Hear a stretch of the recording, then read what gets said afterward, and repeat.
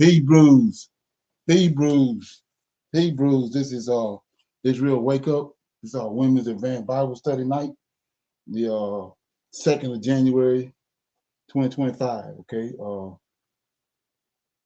Title and the title class today will be I'll be reading Jubilees, the last chapter in Jubilees. I thought it was pretty interesting, so I'm gonna read that and break it down. Okay. You can go to our YouTube channel, Israel Wake Up. Check out our videos. We have over 100 or so videos that you can examine and listen to and get the meat out. And if you like what you're hearing and receiving, I'm asking you to like, share, and subscribe to the channel. It'll be greatly appreciated. Okay. This is a sister channel to a Prophets of Awakening. Okay. This is a non-Messianic channel. We deal with the Tanakh and the Torah. Tanakh being the Old Testament, so-called Book of Remembrance, and the Torah is the first 5 books of the Old Testament. Excuse me, that was given to Moses by our Redeemer, the Lord of hosts. Shalom and welcome to the channel, and welcome to our Women's Advanced Bible Study. We're going to do our normal, which is a moment of silence, prayer, psalms, some women's help, we have the current events, need to know information. Then we'll open it up for some Q&A. Anybody have any questions, comments about anything, and you want to talk about it? Then we're going to our topic, which is Jubilees chapter 50, right? Reading that and breaking it down. Okay. This moment of silence is for the Lord of hosts and all that he's doing to bring about our prophesied deliverance in these last days. Okay. O Lord, righteousness and uprightness belongeth unto thee. Therefore we come before thee at this hour, seeking thy face, looking for righteousness and uprightness, that we may walk before thee as thy servants David and Solomon and Hezekiah did. O Lord, allow thy face to shine upon thy people. Hear our plea. Hear, O Lord, and do, and hide not thy face from us any longer, for we need you so very much at this hour. Please be unto you. Okay, so with that being said, I'll read Psalms. Okay, I'll read Psalms 25. Okay. I may have read that already. Let me see the prayer I got. Okay, I'll read Psalm 25. It says, a prayer for guidance and protection. It's a Psalm of David. It says, unto thee, O Lord, do I lift up my soul. O my God, I trust in thee. Let me not be ashamed. Let not my enemies triumph over me. Yea, and let none that wait on thee be ashamed. Let them be ashamed which transgress without cause. Show me thy ways, O Lord. Teach me thy paths. Lead me in the truth, in thy truth, and teach me, for thou art the God of my salvation. On thee do I wait all the day. Remember, O Lord, thy tender mercies and thy loving kindness, for they have been ever of old. Remember not the sins of my youth, nor my transgressions, according to thy mercy. Remember thou me for thy goodness' sake, O Lord. God, good and upright is the Lord. Therefore will he teach sinners in the way. The meek will he guide in judgment, and the meek he will teach his way. All the paths of the Lord are mercy and truth unto such as keep his covenant and his testimony. For thy sake, for thy name's sake, O Lord, pardon mine iniquity, for it's great. What man is he that feareth the Lord? Him shall he teach in that way, in the way that he shall choose. His soul shall dwell at ease, and his seed shall inherit the earth. The secrets of the Lord is with them that fear him, and he will show them his covenant. My eyes are ever toward the Lord, for he shall pluck my feet out of the net. Turn thee unto me, and have mercy upon me, for I am desolate and afflicted. The troubles of my heart are enlarged. O bring thou me out of my distresses. Look upon my affliction and my pain, and forgive all my sins. Consider my enemies, for they are many, and they hate me with cruel hatred. Oh, keep my soul and deliver me. Lift me not. Let me not be ashamed. For I am put, for I put my trust in thee. Let integrity and uprightness preserve me. For I wait on thee. Redeem Israel, O God, out of all his troubles. So that was Psalm 25. Notice this is a song of David. And I think this is where a lot of people get lost at. You got to understand who it is that's talking. You better understand whether it's a precept or song or whatever. You got to understand who's talking. So right here in verse 1 and 2, it says, Psalm 25, unto thee, O Lord, do I lift up my soul. So what is the soul? The soul is, the body is one thing. The soul is encased in the body. Body is a jacket, right? The five senses, that's the soul. Okay, so verse 2, oh my God, I trust in thee. Let me not be ashamed. Let not my enemies triumph over me. So what we read right here in verse 1 is the exact same thing that Daniel did in chapter 9. Let me look at it right quick. So Psalm 25 and 1 says, unto thee, O Lord, do I lift up my soul. So fasting. When you cause the body, shut it down, its needs and wants. You shut the body down, fast, stop eating, stop drinking water, then the soul rises.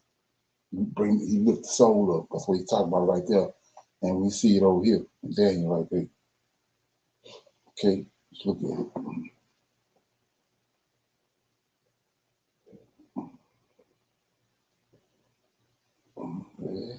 Okay, Daniel chapter 9 says, Daniel 9 and 1. In the first year of Darius, the son of Ahasuerus, of the seeds of the Medes, which was made king over the realm of the Chaldeans. In verse 2, in the first year of his reign, I, Daniel, understood by books the number of years, wherefore the Lord came unto Jeremiah the prophet, that he would accomplish 70 years in the desolation of Jerusalem. So he understand that they was in 69th year, right? The Medes and Persians then took over. So the 70 years is up. So what he do right here in verse 3, and I set my face unto the Lord God to seek by prayer, supplication, fasting, and sackcloth and ashes. So he lifting up his soul, shutting down the body, lifting up his soul. And that's the exact same thing David doing over here in Psalm 25, verse 1. Unto thee, O Lord, do I lift up my soul. Same thing that Daniel did. Okay, so with that being said, anybody have any comments on that verse or that song? Okay, we're gonna do our women or help. Shalom, everyone. Yes, sir.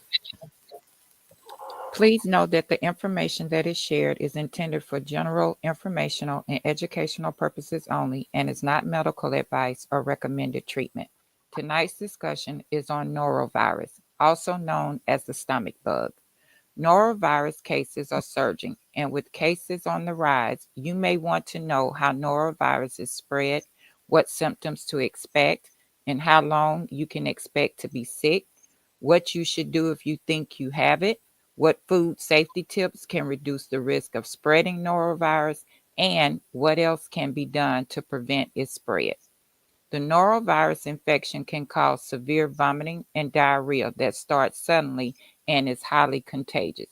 They commonly spread through food or contaminated water during preparation or through contaminated surfaces. Norovirus can also spread through close contact with a person who has a norovirus infection. Norovirus infection occurs most frequently in closed and crowded environments. Examples include workplaces, hospitals, nursing homes, public transportation, child care centers, schools, and cruise ships. Cruise ships has the highest numbers when it comes to the norovirus infection. Symptoms of norovirus infection includes nausea, vomiting, stomach pain or cramps, fatigue, watery or loose diarrhea, a low-grade fever, headaches, and muscle pain, which typically begins 12 to 48 hours after exposure. Norovirus infection symptoms usually last 1 to 3 days. You can spread the virus from the time you first have symptoms of illness until several days after you recover. Norovirus can be spread through direct contact with an infected person or through contaminated surfaces. If you share food, drink, or utensils with an infected person, you could pick up the virus.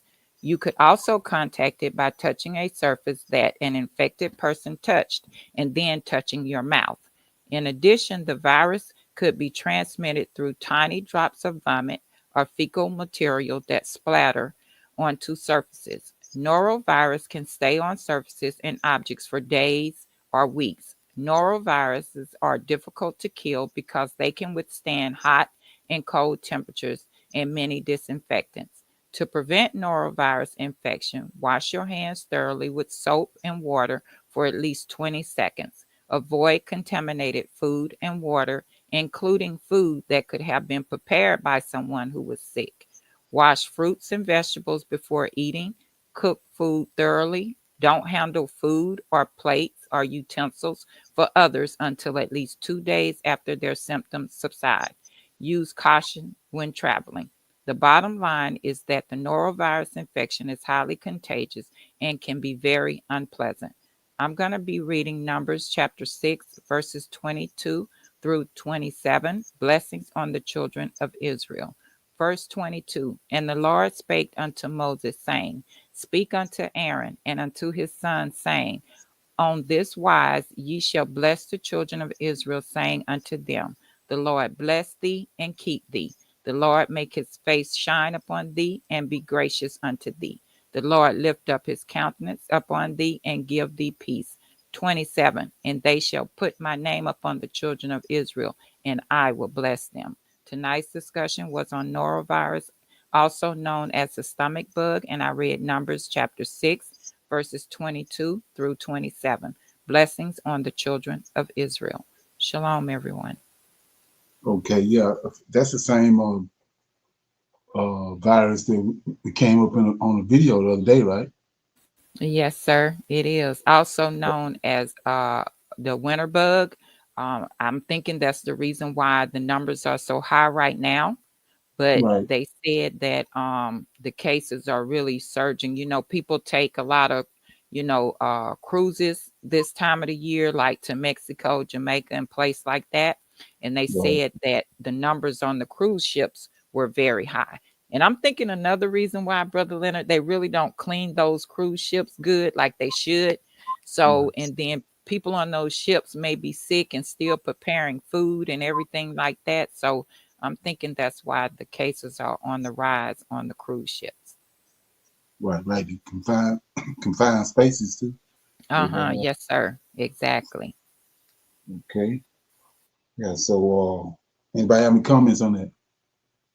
Okay. Yeah. So we're gonna go to our current events. We'll play and then we'll deal with.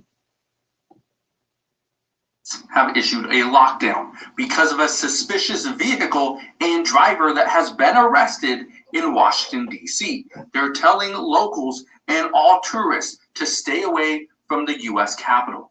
I want to explain what's going on, why many experts believe this is just the start. We are going to see a lot of arrests. We're going to see a lot of investigations, especially over the next 18 days, right before Donald Trump is inaugurated as the 47th president of the United States. I want to break down what's going on, but look at this. It says high alert. Man driving erratically on sidewalk near U.S. Capitol is captured just a day after the New Orleans, Louisiana terror attack. Said footage from the scene shows a large police presence around the car and a figure being led away. I'll show you that in just a moment. But we're going to get to this, explain what is going on and why the FBI, Homeland Security, and local law enforcement all over the United States are on high alert. So I'll address that in a moment, but all I ask is one thing. It takes 2 seconds. Go ahead, hit that like button if you enjoy these daily updates. And now let's begin.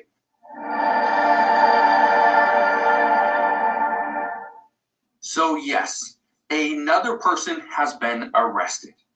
Says a man driving erratically on the sidewalk near the U.S. Capitol is captured just a day after the New Orleans terror attack.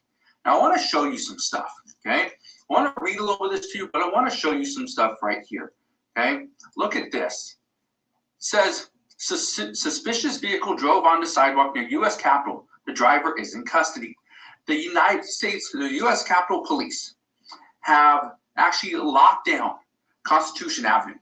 They've locked down the area because the man drove from the sidewalk onto a grassy area, okay? Look at this.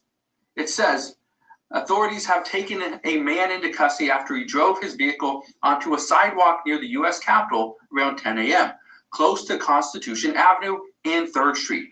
No injuries, luckily, were reported, but officials are asking everyone to avoid the area near Constitution Avenue and 3rd Street due to the incident.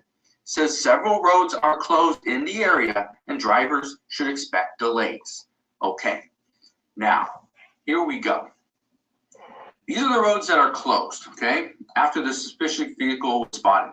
Constitution Avenue between 1st Street Northeast and 3rd Street Northwest, 1st Street Northwest between a Peace Circle Northwest and Garfield Circle, Pennsylvania Avenue between Peace Circle and 3rd Street Northwest, Louisiana Avenue between 1st Street Northwest and Constitution Avenue Northwest, and New Jersey Avenue between C Street Northwest and Constitution Avenue Northwest.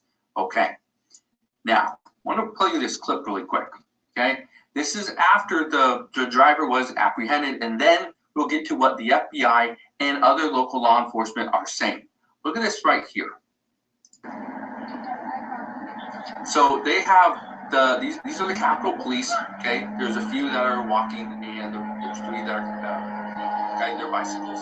But this is right after they apprehended the driver, okay? The person's not putting up a fight, okay? They probably asked some questions as to what's going on. But again, this is a day after a driver drove into a large crowd of people in New Orleans, okay? Just a day after that. So obviously, it doesn't matter if you're in the Washington, D.C., you're in New Orleans, you're in Seattle, Washington, Los Angeles, California, New York, Miami, Florida. It doesn't matter where you are here in the United States. Law enforcement is looking at everybody, and they will take any misconduct as a potential threat. Local law enforcement all over the United States has been told for several months that there is a black swan event that is likely going to occur. But we do not know where, we don't know to what extent, we don't know anything about it. Just that there's been chatter that there would be a black swan event before the presidential inauguration on January 20th, 2025.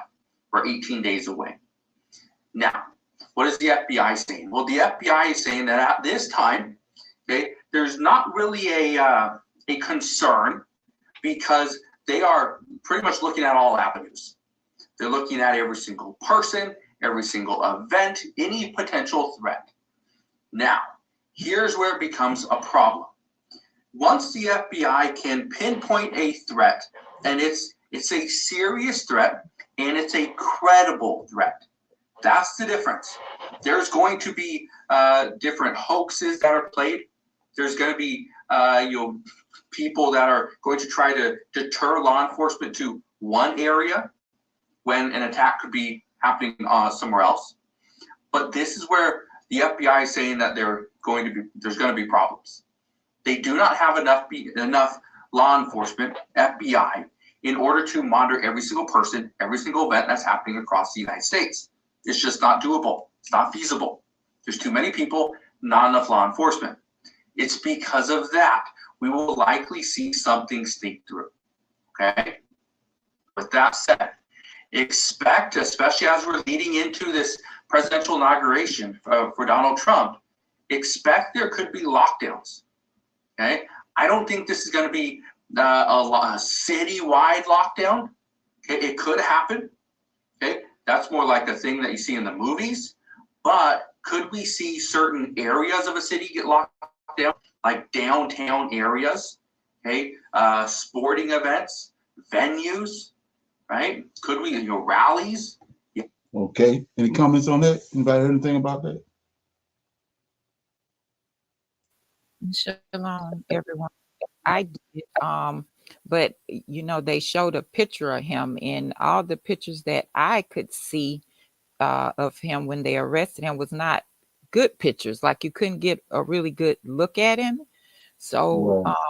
yeah, I wasn't quite sure about about that one, but there has been a lot going on. I think a lot of events that we're not gonna know about, because the closer it get to January the 20th, there's gonna be a lot of things happening. I was reading today they had a shooting in Austin, Texas at the mall. Uh, on New Year's Eve in New York and Queens in the Jamaican neighborhood, they had a shooting. I mean, Right. it's yeah, in Illinois they had a shooting same time, New Year's Eve party. So I think that there's going to be actually a lot of things going on leading up to that date. Exactly. From here on in. Okay. Right. Yeah. Wow. Like he said, it's not enough police officers. Right. Exactly. Anybody else? Okay. We got some need to know information right here. Thought it was pretty interesting. Play that. Okay. You're fired. Get out of here. While I concede this election, I do not concede the fight that fueled this campaign. This time around, I predict that many more Americans is out. Kenya has announced its digital nomad visa. It will be among the fourth in Africa after South Africa, Namibia, and Mauritius. What I predict for Black Americans, for people of African descent in the United States of America, I predict more laxity. Beauty is universal. Black American human rights lawyer now lives in Nairobi. Shout out to you, my sister. She's been here about 7 good years. So obviously she's got a story to tell. She's got good knowledge of Nairobi. Is Donald J. Trump as president a problem? Look what happened. Is this crazy? Is it causing you guys to leave the country? Brexit. And should Nairobi be a place that you should consider as home? This is Afrocentric. Let's get on with it, man. So I woke up and I saw that Trump was in the lead, and too far in the lead, depending on where you stand. And I said, I just need to ground myself. I need to ground myself in nature. And I went over to the Nairobi Arboretum, and I saw other people strolling around the Arboretum in a daze.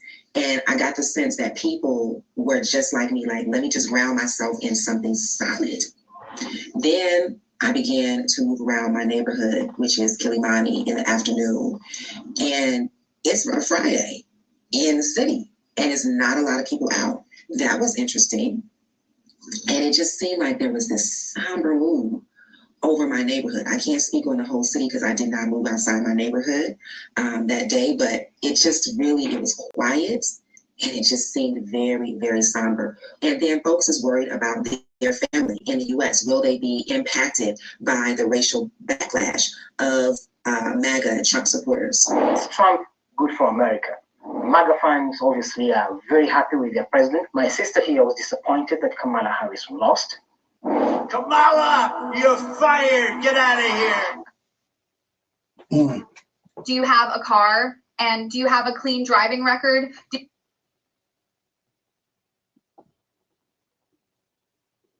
Focused on that election. And there's a very good reason for that. Number one being that the United States appears to have been schmoozing too closely with the administration in Kenya. And that hasn't worked very well for the Kenyan population. In the last election that we had, there was a major dispute, and the president only was determined as president after a court process. So to see the US government, through its American ambassador, suggest that that election was free and fair is a slap on Kenya's face. So they have never been happy about that. So Kamala Harris winning would have been an extension of Joe Biden's presidency. Joe Biden's policy towards Nairobi, which has not been welcomed.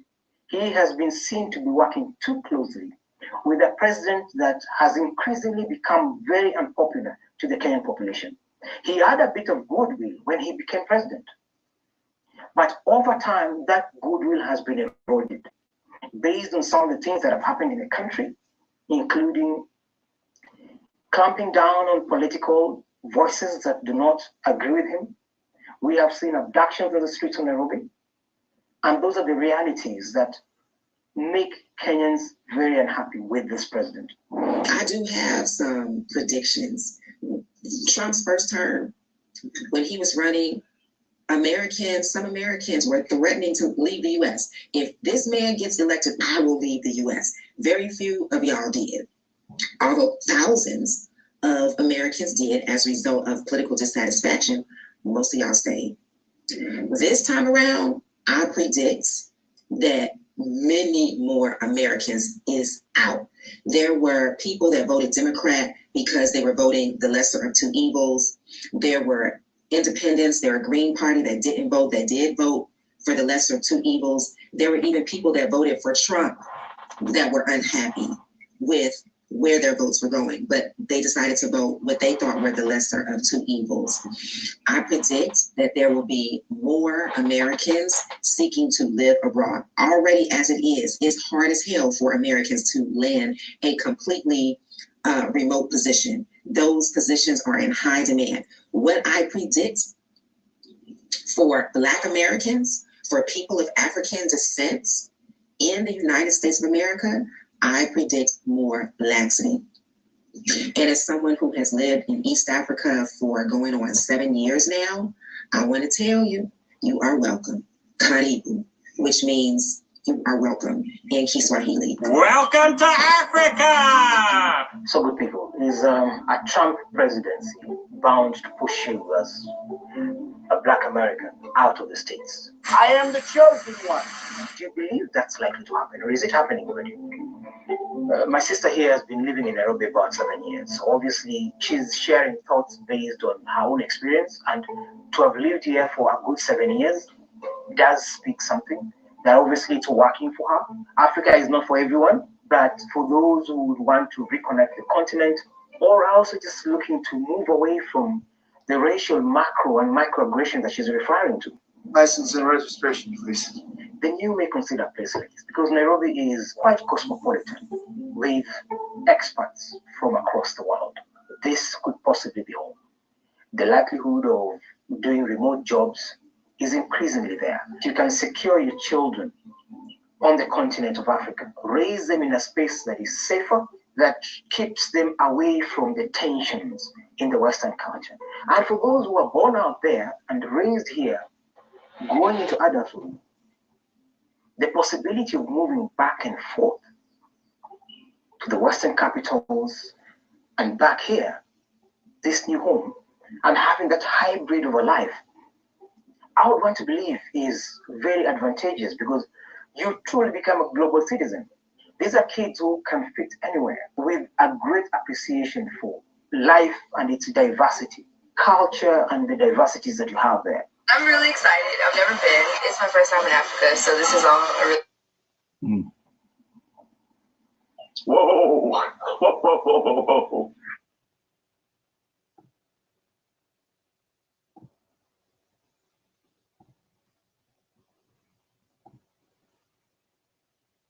And a place where a vast majority of the population look just like you, look just like me, chocolate brown, where you do not have to keep proving yourself, where you're not judged all the time. So if you are looking to come to Africa, if you're considering Nairobi, you're considering Cape Town, Joburg, you're considering Accra, Ghana, Nigeria, all these places, then you need to create linkages with those on the continent.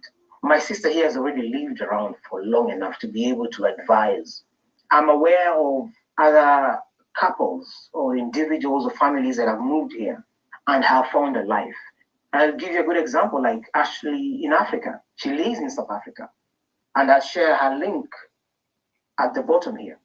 That would be somebody to consider. There's another sister who's lived in Namibia, 1.5 decades, married there. She's raised a family there. And she's got a social platform as well, and a web page that can link you to opportunities. I will share that as well. If you come to Nairobi, you've got the residential tourists. I have watched their journey from when they moved to Kigali, Rwanda, then to Nairobi. They've been here on the continent for, I believe, about 3 years. And Adila has now created the Adila Relocation Services. Check that out also in the comments below. So there is a sizable population of the Black family out there moving onto the continent, increasingly creating networks, creating opportunity, making it possible for those who are out there to come to the continent and find people that they can relate to, whose experiences are similar to theirs. Similar. Okay. Any comments on that? That's where we at. No comments? Yeah, so, yeah, I mean, looking at it and looking at what's getting ready to come, I think a lot of people are going to be driven to leave this place. It's going to be like the last straw when this new administration come in. And in the way that it's shaping up, it's not going to be favorable toward us, especially awakened African Americans, the ones who know who they are. It's going to be like a mass migration. You know, I can agree with the sister on that. Okay. Anybody have any comments on that? Okay, we'll open it up for some Q&A. Anybody have any questions or comments about anything they want to talk about before we go into the lesson?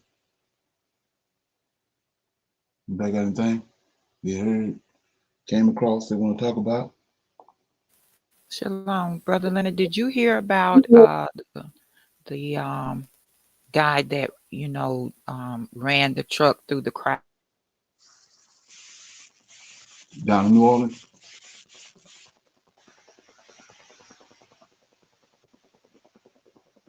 Okay, down in New Orleans. military is Yeah, you went out.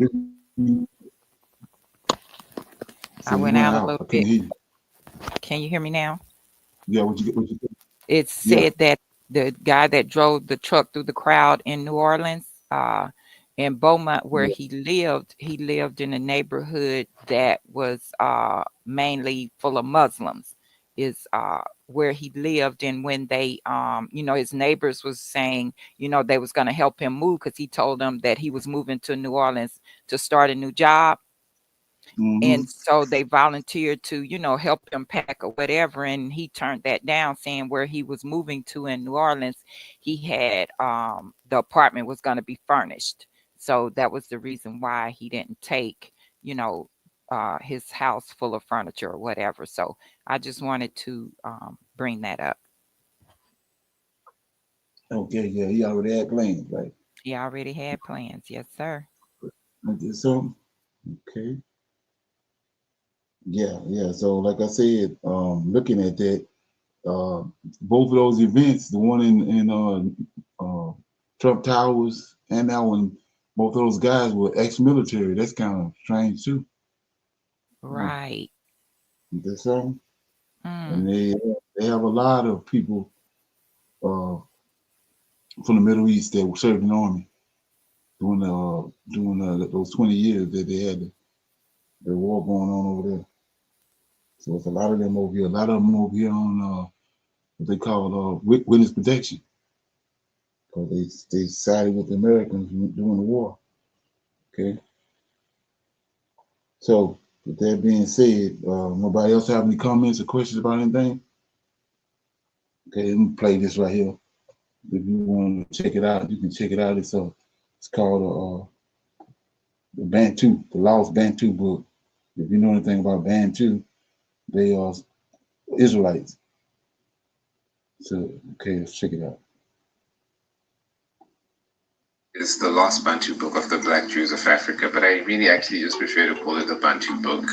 And I actually made it with this software called Twine. It's pretty cool. And then this website is actually called Itch, and this one is the one hosting it. So it's pretty awesome if you can actually, if you have a passion for writing, you can also try to do that.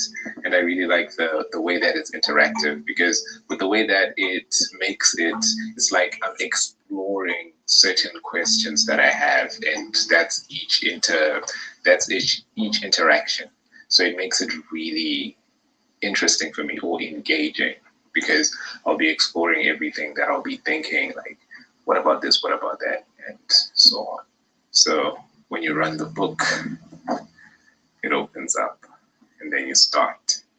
So let us begin the lost Bantu book of the Black Jews of Africa. The ox knows the owner and the ass his master's crib, but Israel does not know, my people do not consider. The question that I've asked and the question that I try to answer is, who is God's people? What does that mean? And this has been the question that has led me to even researching and writing this book. Israel refers to a person and a place. And Israel is actually the name of the person whose name was changed from Jacob. So to understand Israel was also a mystery that we need to unravel.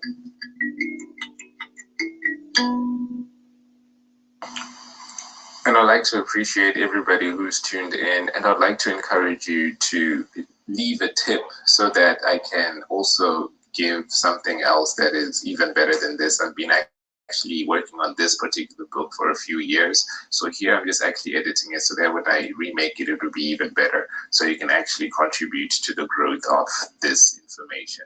And especially if you like it, you can also just spread the information. That's also helpful. So the Black Jews of Africa have been a secret, charlatan mystery. This is an attempt to bring the truth to the light. Religion is a tender topic because it was weaponized against Africa during slavery and colonization. And well, yeah, because I know that our religion, in terms of the Bible for today and everything, we actually learned it in a very coercive environment at the time. But there is truth in the Bible, so it's made a lot of people really kind of doubt it. Like, is it something that is just used to control people? So this is why this, for me, it's so important, or it's so precious, because I get to talk about Africa and the Bible at the same time, because this is what we need more, because my people perish from a lack of knowledge. So we need knowledge, and this is the attempt. So the truth is stranger than fiction, because authors of the religion have become victims of their loving God. And then I also put Shona words. I was just really interested in just also making it as African as possible. So Majiro Kwazu is just like, yeah, very, very much so. Yeah, the true self set us free, very much so. That's what it is. It's time for the children of Shem and Ham, the true Jews, to realize they are the light, rise and shine. Okay. Africa was known as the land of Ham. Ham is the father of the ether and the earth. The AE, the EA. Ham, humble, ruled in Africa as a great grandfather. His children populated the continent. So Ham, Shem, and Japheth went in different paths. And in the end, the children of Ham were in Africa. So there's Mama Africa, Father Ham, Bantu children. Which option to choose? Right now, I think I want to talk about Ham some more. Ham was the first man to make a hamlet. Okay, he invented homes and letters. So the actual villages were actually in Africa. But when you actually read the story in Babylon, show you something that is going to be linked to the Bantu book and everything. And I also like, I also want to invite you to just get the book. You can also just look through it. This is just a little snippet. And also, you can also simply give a tip so that this book will be improved and all of the other things will be improved as well. So this was just something that I created for you so that I can just develop this way of spreading the information. So here's something else that is interesting about etymology. So Ham represents Africa. He has 4 children, and his 4 children are in the 4 parts of Africa. As we've discovered, there are a lot of mysteries surrounding the father figure Ham. We don't even know if he actually avoided the curse, and we don't even know the actual meaning of his name. So digging deeper into that, as we see here in the map, that we see that there are. So the name of that book is the Bantu, the Lost Book, or Lost Bantu Book, or Bantu Book. If you want to check it out, find it interesting. Okay. Any comments? Okay. So, like I said, I'll be reading out of Jubilees. We read chapter, the last chapter, 50. And we're going to read it, then we'll break down what it's telling us, right? Okay. I go to, let me see if I want to start in 49. Okay, yeah, I'll read 49, then go to 50. So it says in 49, this is Moses on Mount Sinai, right? Remember the commandments which the Lord commanded you concerning the Passover. You used to celebrate it celebrate it in its season on the 14th day of the first month, and you should kill the sacrifice before evening. They shall eat it by night on the evening of the 15th, from the time of the setting of the sun. Because on this night, at the beginning of the festival and at the beginning of joy, you were eating the Passover lamb in Egypt. And when all the powers of Mammon had been let loose to kill all the firstborn in the land of Egypt, from the firstborn of Pharaoh to the firstborn of the captives, maidservants in the mill, and even the firstborn of the cattle. This is a sign that the Lord gave them. In every house on the doorpost on which they saw the blood of the lamb of the first year, they should never enter to kill, but should pass by it, that all those should be exempt that were in the house, because the sign of the blood was on the doorpost. Okay. So we had a conversation on a couple of, I had maybe 3 or 4 videos on it. But anybody know who Mamster is? Mamster? It's Mastema.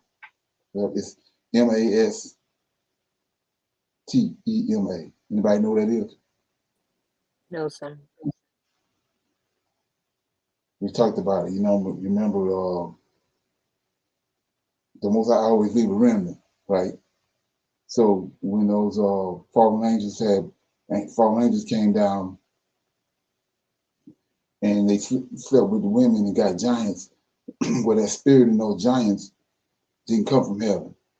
So when that giant dies, that spirit remains here on the earth, because it was born upon the earth. So it stays here on the earth. And that's where evil spirits came from. Before the giants came, and it was no evil spirits on the earth. You had fallen angels, but not evil spirits. So Enoch tells us that when that giant died, the spirit that was in him roamed the earth. It stayed on the earth until it's going to be on the earth and torment mankind until the judgment day, when the Lord of hosts comes back and with the armies of heaven, and they do the judgment. But so that's what the evil spirit is. So Mancy is one of those evil spirits. Like this who attacked Moses. I mean Abraham, when he was trying to had tried to persuade him to kill Isaac. You go back and look in the book of Joshua, Mancy, and then when you look at Genesis 15, when Abraham was, the Lord commanded Abraham to bring those animals, and he had to cut some of them in pieces, and some of them he laid whole, like the pigeon and the dove, he laid whole, where he said the crows came down and tried to attack those sacrifices. That was those evil spirits in those scrolls. Mancy was the one behind it. He's the lead one. So notice how, I'm gonna read that again when you understand who Master is. It says, remember he told them to put the blood on the doorpost when he said that night before they left. All Israelites had to kill a lamb, right? They say the blood of the lamb was, it was just like a schoolmaster. It wasn't a real thing, right? But we know better. But so they was told to put the blood of the lamb on all the doorposts. So why? Here we go right here, verse 2. Because on that night, at the beginning of the festival and the beginning of the joy, you were eating the Passover lamb, right? That's the lamb. They sacrificed the lamb, kept part of it, right? And they put his blood on the doorpost. You was eating the Passover lamb in Egypt. Here you go. When all the powers of man, you see that? So the blood was put on the doorpost. That was a sign for these wicked spirits. They couldn't come in. They couldn't enter into the house. But check it out. It says, and when all the powers of man had been let loose, see that, Most High, Lord of hosts, let loose to kill all the firstborn in the land of Egypt, from the firstborn of Pharaoh to the firstborn of the captives, maidservants in the mill, and even the firstborn of the cattle. So this who killed them. And that was the reason for the blood on the doorpost, to keep them from, they had to respect the blood of the lamb, the sacrificial lamb that was on the doorpost. It ain't no sign about nobody coming in the future. That's what they was doing from way in the beginning when Abel made the sacrifice. And that's really his sacrifice was accepted. Okay. Anyway, so verse 3. This is the sign that the Lord gave them in every house on the doorpost, on which they saw the blood of the lamb of the first year, that they should not enter to kill. So see that these wicked spirits subject to the Lord of hosts. When they subject to the Lord of hosts right here. Wasn't no JC. So who is it that they're afraid of right here? Okay. Anyway, it says, and when all the power of the man had been let loose to kill all the firstborn in the land of Egypt, from the firstborn of the Pharaoh to the firstborn of the captives, maidservants in the mills, even the firstborn of the cattle. This is the sign that the Lord gave him. Lord of hosts, see that? Gave them in every house on the doorpost on which they saw the blood of the lamb of the first year, they should not enter and kill, but should pass by it, that all those should be exempt that were in the house, because, look at this, because the sign of the blood is on the doorpost. It's the lamb's blood. So much power it had. Okay? And the powers of the Lord did everything as the Lord commanded them, and they passed by all the children of Israel. See that? And the powers of the Lord of hosts, did everything as the Lord commanded them. See that? And they passed by all the children of Israel, and the plague did not come on them because of them. Cattle, man, or dog. Ain't no JC there. Okay? You can fumble with it and try to put him there, but he ain't there. The Lord of hosts is there. Okay? 5. And the plague was oppressive in Egypt, and there was no house in Egypt where there was not one dead, and the weeping and the lamentations. Okay? 6. And Israel was eating the flesh of the paschal lamb and drinking the wine, and was pressing and blessing and giving thanks to the Lord God of their fathers, and they were ready to get out from under the yoke of Egypt and the evil bondage.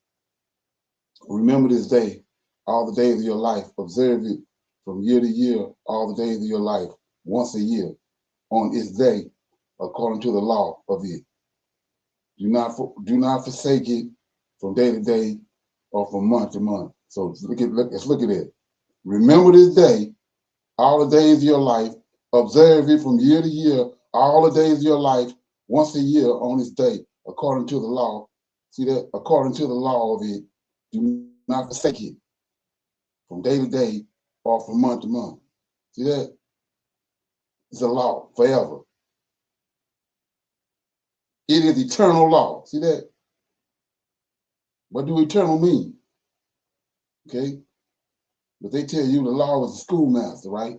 It is an eternal law and engraved on the heavenly tablets regarding the children of Israel that they should observe it its day once a year, every year, throughout all their generations. This is no limit of days, but this is the law forever. So let's look at it. Now we over here. We Israelites, we wake up, right? And we're going to return to the Most High. We got to return back doing this. So you telling me all the angels in heaven, Yahweh, and all this intelligence that's in heaven, they don't understand that? He got a son, but he telling you right here to keep this law as eternal law. Come on, the dead calendar line, verse 8. It is eternal law and engraved on the heavenly tablets regarding all the children of Israel that they should observe its day once a year, every year, throughout all their generations. So we're a generation. Okay? Not your house child. He said, observe this to all generations. This is no limit of days, for this is a law forever. The man who is free from uncleanness and does not come to observe Passover, the man who is free from uncleanness and does not come to observe the Passover on the occasion of this day and does not bring an acceptable offering. See that? You got to bring an offering, right? But the New Testament said it was done away with. See that? Bring an acceptable offering before the Lord to eat and to drink before the Lord on the day of the festival will be guilty. If he is clean and clothes at hand near the temple, he does not come. He shall be cut off because he did not offer the offering of the Lord in the appointed season. He shall take the guilt on himself and let the children of Israel come and observe the Passover on the day of the fixed time, on the 14th day of the first month, between the evening and from the third part of the day to the third part of the night. For 2 portions of the day are given to light, and the third part to the evening. And the Lord commanded you to observe it between the evenings. And it is not permissible to kill the sacrifice during any period of the light, but only during the period bordering on the evening, and let them eat it at the time of the evening until the third part of the night. Whatsoever is left over of all its flesh on the third part of the night and onward, it should be burned with fire. They shall not cook it with water, boil, or seed it, nor shall they eat it raw, but roast it on the fire. They shall eat it with care, making sure its head with its inwards and its feet are roasted with fire. And they shall not break any bone of it, for the children of Israel, no bone shall be crushed. For this reason, the Lord commanded the children of Israel to observe the Passover on the day of its fixed time, and they shall not break the bones of it, because it is a festival day. He commanded. There was no passing over from any other day or any other month, but on the exact day that the festival be observed. Command the children of Israel to observe the Passover throughout their days, every year, once a year, on the day of its fixed time, and it shall be a memorial, well pleasing in the presence of the Lord. See that? So right here, we know who the Lord is. It's not your house child. So when this happened, when we serve it again, we dealing with the Lord. Makes no sense. What your house child got to do with it? See that? It says, command the children of Israel to observe the Passover throughout their days, every year, once a year, on the day of its fixed time, and it shall be a memorial, well pleasing in the presence of the Lord. So what we gonna do with the Lord? We are all fixated on JC, and our objective is to please the Lord. See that? It says once a year On the day of its of fixed time, it shall be a memorial, well pleasing in the presence of the Lord, and no plague shall come on them to kill or to strike in the year in which they celebrate the Passover in its season, every respect according to his command. And they shall not eat outside of the sanctuary of the Lord, but because of the sanctuary of the Lord, and all the people of the congregation of Israel shall celebrate it in the appointed time. Okay, so we'll keep going. Every man 20 years of age and upward who has come on the day of the Passover shall eat it in the sanctuary of your God before the Lord. See that? Before the Lord. And reading over this. This is how it is written and ordained. They should eat in the sanctuary of the Lord. And when the children of Israel come into the land of Canaan, that they are to possess, set up the tabernacle tent of the Lord within the land occupied by one of their tribes until the sanctuary of the Lord has been built in the land. There, let them come and celebrate the Passover at the tabernacle of the Lord, and let them kill it before the Lord. See that? Our Redeemer right here. Been here all the time. Okay, till they wrote him out of the scriptures. Tried to anyway. There, let them come and celebrate the Passover at the tabernacle of the Lord, and let them kill it before the Lord from year to year. And when the house of the Lord has been built in the land of their inheritance, they shall go there and kill the Passover lamb in the evening at sunset at their third part of the day.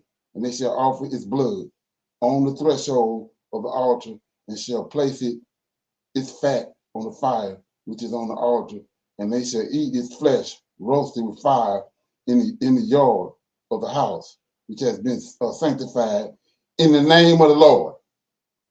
They may not celebrate the Passover in their cities, nor in any place except at the tabernacle of the Lord, or before his house, where his name has been dwelt, and they shall not stray from the Lord. Moses commanded the children of Israel to observe the ordinance of the Passover as it was commanded to you. Declare to them every year the promise and the time of the festival of the unclean bread, and they shall eat unleavened bread 7 days, and they shall observe its festivals and bring an offering every day during these 7 days of joy before the Lord on the altar of your God, right? So let's keep going. Celebrate the festival with haste.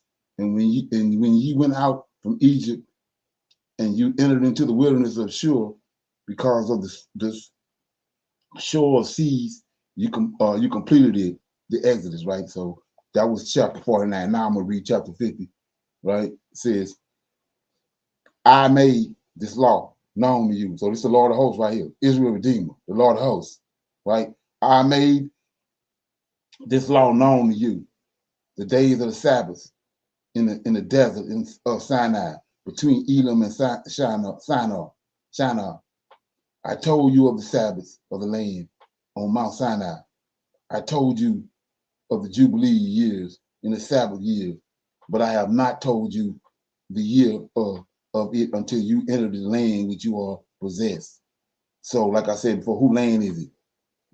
Go back to 78, back when the Tower of Babel, the earth, Peleg, when the earth was divided by these 70 angels.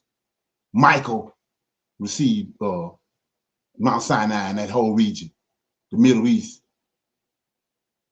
So what did the Yahweh do? Sent him to deliver the Israelites, bring them back to the land where he was giving him his inheritance. This is who the Lord is. He brought them back to the land that was given to him, and they inherited it. So Yahweh can't give no land to his own self. He had to give it to somebody else. He had to give it to, it's another being he had to give it to inherit it. And he inherited the children of Israel because he the one went and delivered them out of Egypt. Let's keep going. Keep the Sabbath of the Lord 3. Keep the Sabbaths of the land while they live on it, and they shall know the Jubilee year. I have ordained, it's the Lord host talking, I have ordained for you the year of weeks, and the years of jubilees. There are 49 jubilees from the days of Adam until this day, and 1 week and 2 weeks, 1 week and 2 years, and there are 40 years yet to come for learning of the commandments of the Lord until they pass over into the land of Canaan, crossing the Jordan to the west. The Jubilees shall pass by until Israel is cleansed from all guilt and fornication and uncleanness and pollution and sin and error, and it dwells with confidence in all the land. There shall no more Satan or any evil one, and the land shall be cleansed from the time forever. Okay, I have written down the commandments for them regarding the Sabbath and all the judgments of his laws for you. 6 days you shall labor, but the 7th day is the Sabbath of the Lord your God. So remember what I said, what David said, right? He said, come, Lord, into your rest. That's what he's talking about. The Sabbath, 7th day in the temple, right? He says, 8, you shall do no manner of work in it. Check this out. If you think you holy. 8, you shall do no manner of work in it, you and your sons and your maidservants and your men servants and maidservants and your cattle and your travelers also who lodge with you. The man that does not work on it, it shall die. The man that does any work on it shall die. Whosoever desecrate that day, or whoever has sex with his wife, whoever says he will do something on it, or he that will set out on a journey, or in regards to any buying or selling, or whosoever draws water on it, he had not prepared for himself on the 6th day, and whosoever takes up a burden to carry it out of his tent or out of his house shall die. You shall do no work whatsoever on the Sabbath day, except what you have prepared for yourselves on the 6th day, or as to eat and drink and rest. Keep Sabbath free from all work on that day. It is to bless the Lord. See that? It's to bless the Lord. It is to bless the Lord your God, who has given you the day for festivals and a holy day and a day for the holy kingdom. Now here you go right here. This is a day for Israel among all the days forever. This is a day for Israel among all the days forever. How you get the Gentiles in there? How you get the Gentiles in there? Okay, let that frame out. 10. Great is the honor which the Lord has given to Israel, that they should eat, drink, and be satisfied on this festival day. Rest on it from all labor, which belongs to the labor of the children of men, except burning frankincense and bringing offerings and sacrifices before the Lord for the days or for the Sabbaths. Only this work shall be done on the Sabbath days in the sanctuary of the Lord your God, so that they may atone for Israel with sacrifices continuously from day to day for a memorial blessing before the Lord, so that he may always receive them from day to day according to do what you have been commanded. So here goes your suffering servant right here, Isaiah 53. Let me read it again. 10. This is Jubilees chapter 50, verse 10. Great is the honor which the Lord has given to Israel, that they should eat, drink, and be satisfied on this festival day. That's the Sabbath. Israel, right? Not the Gentiles. Okay. Rest on it from all labor, which belong to the labor of the children of men. That's the Gentiles. Except burning frankincense and bringing offerings and sacrifices before the Lord for days and for Sabbath. So Levites, they're the only ones that got to work, because they got to do these sacrifices right here before the Lord. All that. That's why he took them to himself. 11.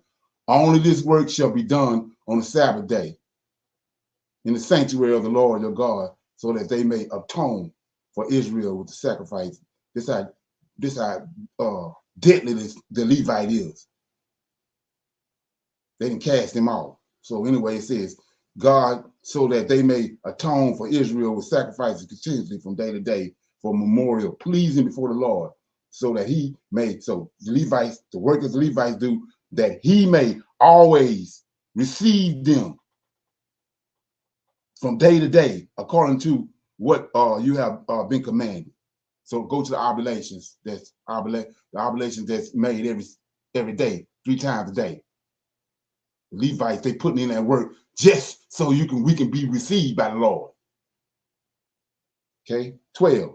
Every man who does any work on it or takes a trip or tills his farm, whether it's his house or other place, or whoever lights a fire or rides a beast or travel by ship on the sea shall die. Whoever strikes or kills anything or slaughters a beast or a bird, or whosoever catches an animal or a bird or a fish, or whosoever fasts, look at that, whosoever fasts or makes war on the Sabbath, the man who does any of these things on the Sabbath shall die. This is done so that the children of Israel will observe the Sabbath according to the commandments regarding the Sabbaths of the land. It is written in the tablets which he gave into the hands that I should write out for you the laws and the seasons and the seasons according to the division of their days.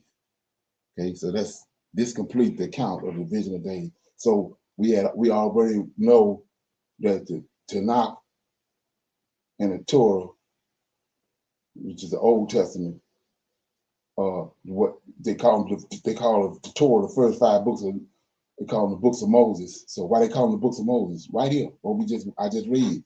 Lord of hosts, when Moses came up on Mount Sinai, we know it's 7 angels. Most High created 7 angels. When he came down on Mount Sinai, let's look at it. Don't take my word for it. Let's look at it. Let's go to Genesis chapter 15 right quick. Genesis 22, I think. Let me get it right quick. So we go to Genesis chapter. Okay, let me see. No, I think it's let me see.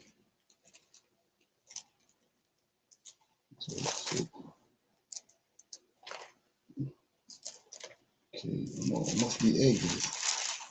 Yeah, Exodus 22. I'm tripping. Okay, yeah. Yeah, chapter let me see.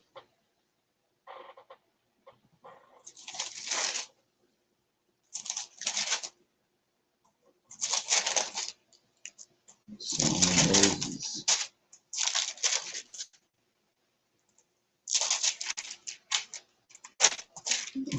Give me a minute.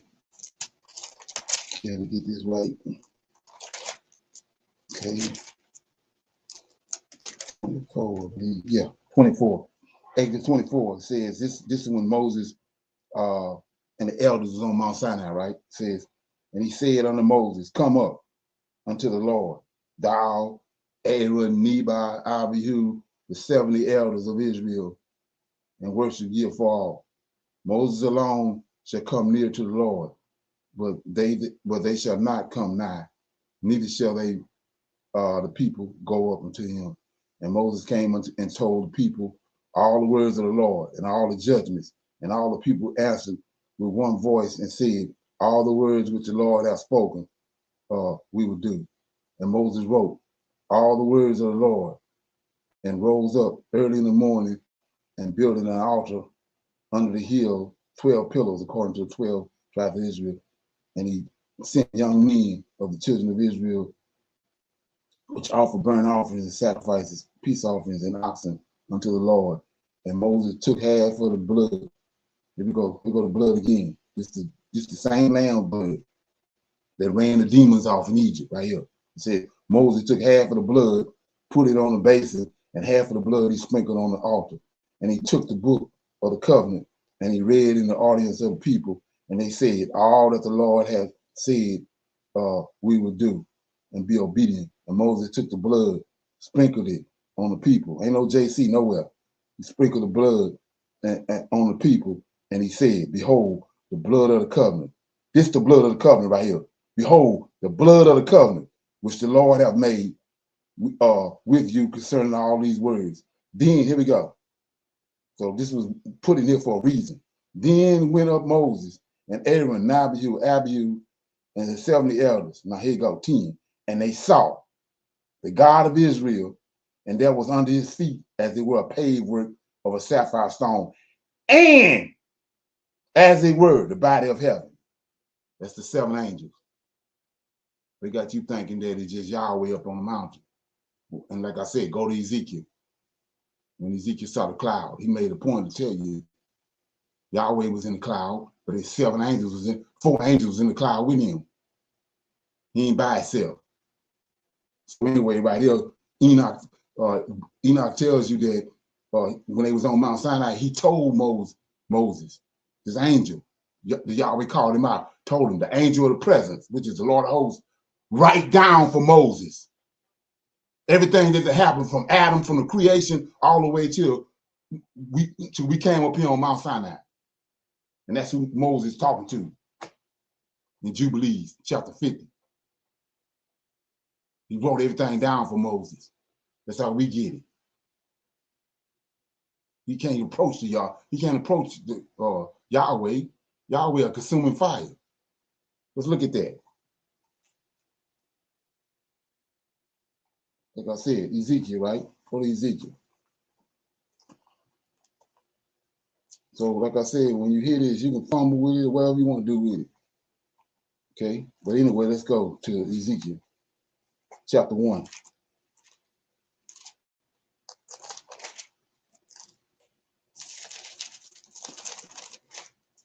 Ezekiel chapter 1. Like I said, Ezekiel tells us he saw a cloud, verse 4. I looked, and behold, a whirlwind came out of the north, a great cloud, fire enfolding itself. You're going to see why the fire is enfolding itself in a minute. And the fire enfolding itself, a brightness. See that? A brightness was about it. And out of the midst thereof was the color of amber. Out of the midst thereof fire. So that's why we're going to see why this brightness is about and why the color of amber is there and why the midst of fire is there, right? We're going to see in a minute. Verse 5. Also, out of the midst thereof came the likeness of 4 living creatures. These are 4 angels. So he ain't by himself. That's a lie from the pits of hell. Anyway, so we go to 24. He said these 4 living creatures with him, right? Verse 22. And the likeness of the firmament upon their heads was the living creatures was as the color of a terrible crystal stretched forth over their heads and under the firmament of their wings. These angels, these 4 living creatures, straight. The one toward the other, everyone had 2, which covered their face, their sides, and everyone had 2, which covered their on their sides, their bodies. And when they went, I heard the noise of their wings, like the noise of great waters, as the voice of the Almighty, the voice of the speech, as the noise of a host. And when they stood, they let down their wings. 25, and there was a voice from the firmament that was over their heads. And when they stood and had let down their wings, and above the firmament, here we go, this Yahweh, above the firmament that was over their heads was a likeness of a throne, as the appearance of a sapphire stone, and upon the likeness of the throne was a likeness and appearance of a man. See that? Above upon it. So he said these 4 angels told him this throne that Yahweh on. Right? 27. I saw as it was the color of amber. That's the amber right there in verse 4. As the appearance of fire round about within it, and from the appearance of his loins even upward, and from the appearance of his loins even downward, I saw as it were the appearance of fire. And it had a brightness round about him. That's Yahweh. He don't have no wings. He ain't no El. He ain't no strong one. There's a strong one that's over Israel, right? He don't have no wings. And you can't approach him. That's why he had to create those 7 angels to do all his eyes, that go to and fro on the earth, because you can't approach him, can't deal with him. So he made these 7 angels do his bidding. So, like I said, he told the angel of the present, the Lord of hosts, go and write down for Moses all that I want you to, the commandments. Go write them down for him. Go write them down and give them to Moses. So, like I said before, how in the hell he gonna say I'm by myself? Ain't nobody with me. When I'm showing you right here, him and these 7 angels. Okay. So anyway, like I said before, this Israel dealing with. So one more place, then I'm gonna close out because we got this Zoom at 9 o'clock. So you go to I was here the other night. I just want to show it to you. So we go to back to Exodus, right? I'm thinking it's let me get it right quick.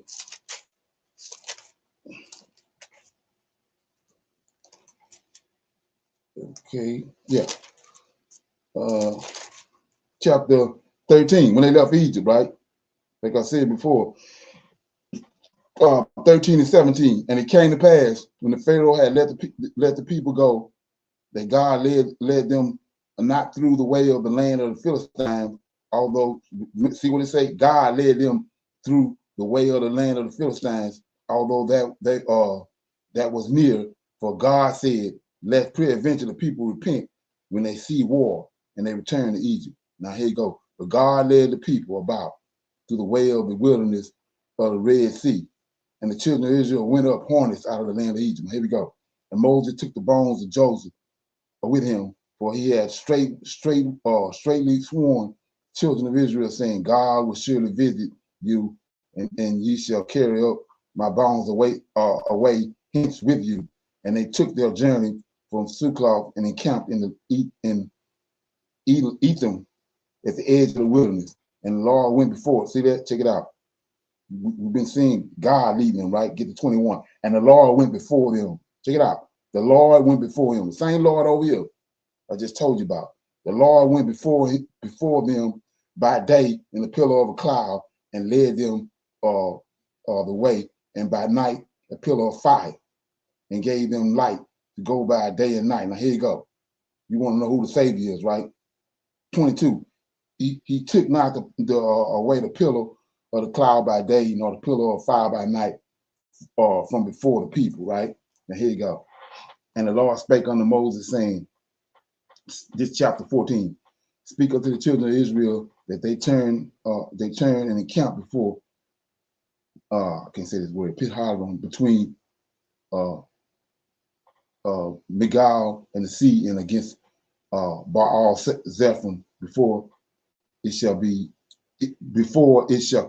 ye encamp by the sea. For Pharaoh will say of the children of Israel, they are entangled in the land of the wilderness have shut them in. And I will harden Pharaoh's heart, that he shall follow after them, and I will be honored upon the Pharaoh and upon all his hosts, that the Egyptians may know that I am the Lord, right? And they did so. And it was told the king of Egypt that the people fled, and the heart of the Pharaoh and his servants were turned against the people, and they said, why have you done this?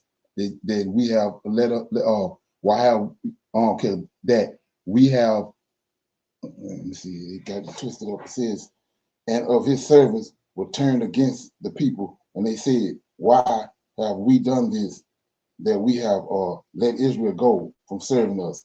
And he made ready his chariots, and he took his people with him, and he took 600 chosen chariots, and all the chariots of Egypt, the captains over every one of them. And the Lord hardened the heart of Pharaoh, king of Egypt, and pursued after the children of Israel. Here we go.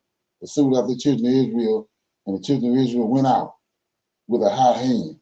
But the Egyptians pursued after them, and the horses, and the chariots, and the Pharaoh, and his horsemen, and his army, and they overtook them, encamping by the sea, beside Pithahar, beyond Baal-zebulun. Now here you go. And when the Pharaoh drew nigh, the children of Israel lifted up their eyes, and behold, the Egyptians marched after them, and they were so afraid. And the children of Israel cried out unto the Lord. See that? They cried out to the Lord. In 11, and they said unto Moses, because there was no graves in Egypt, hast thou taken us away to die in the wilderness. Wherefore hast thou dealt thus with us to carry us forth out of Egypt. Now here you go. 12. Is not this the word that we did tell thee in Egypt, saying, let us alone, that we may serve the Egyptians, for it has been better for us to serve the Egyptians, that we should die in the wilderness. And Moses said unto the people, fear ye not, stand still and see the salvation. Right here go salvation. So whoever this is, whoever got this salvation is the Savior. Long before they saw a star in Bethlehem. Okay. And Moses said unto the people, fear ye not, stand still, see the salvation of the Lord. Not the salvation of your house, the salvation of the Lord. For the Egyptians whom ye have seen today, ye shall see them again no more forever. Now here you go. The Lord shall fight for you. Not your house, the Lord shall fight for you. We're going to see what that is in a minute. The Lord shall fight for you, and ye shall hold your peace. And then here you go. And the Lord said unto Moses, see that? The Lord said to Moses, he ain't 10,000 miles away. He says, the Lord said to Moses, wherefore cry thou unto me? Speak unto the children of Israel, and they shall go forward. But lift up thy rod and stretch forth thine hands over the sea, and divide it, and the children of Israel shall go over on dry ground or the midst of the sea. Now, and behold, here you go. And behold, this is the Lord talking, will harden the hearts of the Egyptians, and and they shall follow them, and I will give me, here you go, I will give me honor upon Pharaoh and upon his hosts and upon his chariots and upon his horsemen. Now here we go. And the Egyptians shall know that I am the Lord. And when I have gotten me honor upon the Pharaoh and upon the chariots and upon the horsemen. Now here you go. Now I didn't write this. And the angel of the Lord, the angel of God, which went before the camp of Israel, removed and went behind. Look at this, bro. And went behind them. And the pillar of the cloud went before them, that's Yahweh, before their faces, and stood behind them. And he came between the camp of the Egyptians and the camp of the Israelites. And it was a cloud and darkness to them, and it gave light by night to these, so that the one came not near to the other. And Moses stretched out his hand over the sea, and the Lord caused the sea to go back by the strong wind all the night, and made the sea dry land, and the waters were divided. And the children of Israel went into the midst of the sea upon the dry land, and the waters were a wall about them on the right hand and on the left. And the Egyptians pursued and went in after them to the midst of the sea, even all the Pharaoh's horses and his chariots and his horsemen. And it came to pass that in the morning watch, here you go, the Lord looked, see that, unto the host of the Egyptians through the pillar of the cloud. See that? I showed you it's more than one in the cloud. Egyptian through the pillar of fire and the cloud. And he troubled the host of the Egyptians, and he took off their chariot wheels, that they drove them heavily, so that the Egyptians said, let us flee from the face of the Israel, for the Lord fighteth for them against the Egyptians. And the Lord said unto Moses, stretch out thy hand over the sea, that the waters may come again upon the Egyptians, and upon the chariots, and upon the horsemen. And Moses stretched forth his hand over the sea, and the sea returned to its strength. And when the morning appeared, the Egyptians fled against it, and the Lord overthrew, look at this, the Lord overthrew the Egyptians in the midst of the sea. And the waters returned and covered the chariots and the horsemen and all the hosts of the Pharaoh, that it came in unto the sea after them, and there remained not so much as one of them. Right? But the children of Israel walked upon dry land in the midst of the sea, and the waters was a wall upon them on the right hand and on the left. Now here go your answer. 30. Thus the Lord saved Israel that day out of the hands of the Egyptians, and Israel saw the Egyptians dead upon the seashore. So how you get JC out of that? We tell you right here who saved him. SAVED. What no JC? What no Star of Bethlehem? No manger. Way back here. Saved you right here with him. He in the cloud. Okay. So anybody got any comments or questions? No, sir. Okay. Shalom, So, everyone. Brother Leonard. Oh, go ahead. I'm sorry. Go ahead. I was just saying, as you were reading that last chapter, that it is important to know when to observe the Sabbath. If you off with knowing when to observe the Sabbath, you know, you're going to be off with that. Right. So in Exodus chapter 20, in the 10 Commandments, I was reading that, and verse 8, remember this day to keep it holy. So he's emphasizing to Israel the importance of observing that day.